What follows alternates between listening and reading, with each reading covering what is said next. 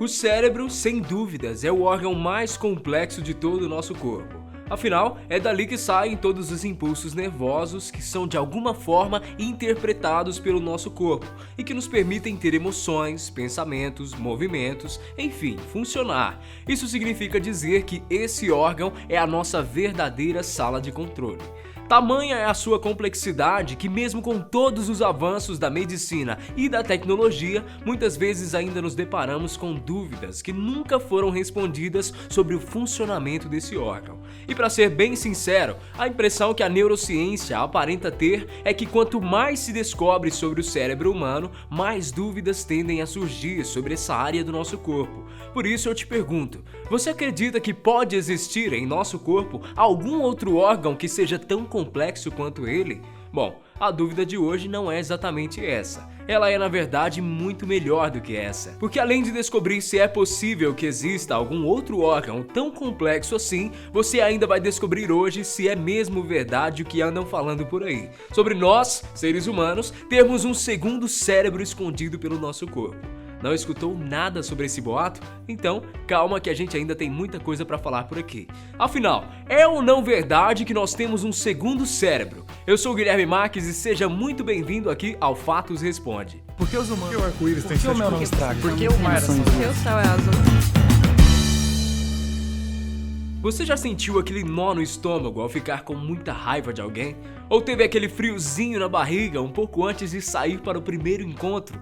Bom, esse tipo de sensação aparentemente é normal. Mas será que é natural mesmo a gente conseguir sentir certas emoções através dessa região do nosso corpo?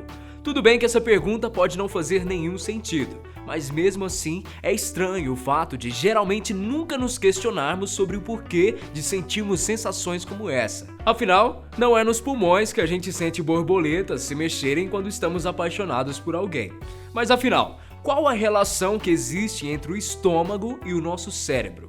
Por que que nessa região, que equivale ao sistema digestório, nós conseguimos literalmente sentir e perceber algumas sensações, alguns sentimentos? Bom, já respondendo a nossa super dúvida de hoje, eu vou logo te dizendo que uma pesquisa liderada pelo médico Michael Gershon, pesquisador da Universidade de Columbia, nos Estados Unidos, revelou uma surpreendente descoberta.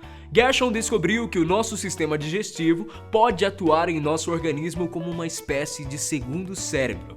O seu estudo, inclusive, chegou a se transformar no livro The Second Brain, que significa o segundo cérebro, em tradução livre. De acordo com o pesquisador, em nosso aparelho digestivo, mais precisamente no que é conhecido como sistema nervoso entérico, existe uma série de camadas de células nervosas que se localizam na extensão do tubo do intestino. Nessas células, podemos encontrar uma média de até 100 milhões de neurônios. Ou seja, existem mais neurônios no seu intestino do que no cérebro de muitos animais que existem por aí. E não é só isso não. Além dos neurônios, nesse sistema, existem também uma série de neurotransmissores que são substâncias químicas que permitem que haja a transmissão de impulsos nervosos entre os neurônios e os nervos. A serotonina, por exemplo, que é o neurotransmissor responsável por nos proporcionar a sensação de felicidade e bem-estar, tem a sua maior concentração exatamente nessa área do intestino. Talvez esse até seja o motivo de sentirmos aquelas famosas sensações de frio na barriga que são tão gostosas. Nosso pesquisador também descobriu que esse segundo cérebrozinho tem uma relação direta com o nosso cérebro de verdade e que, por mais incrível que possa parecer, o nosso intestino também é responsável, de certo modo, pelo nosso estado mental. Em alguns casos, esses neurônios que existem ali também desempenham um papel muito importante quando o assunto são doenças que atingem o nosso corpo. Segundo Gershon, o sistema nervoso entérico fala ao cérebro e esse órgão responde. O intestino pode afetar o estado de ânimo e a estimulação do nervo principal, chamado vago, que conecta o cérebro com o intestino, pode ajudar a aliviar a depressão e tratar a epilepsia.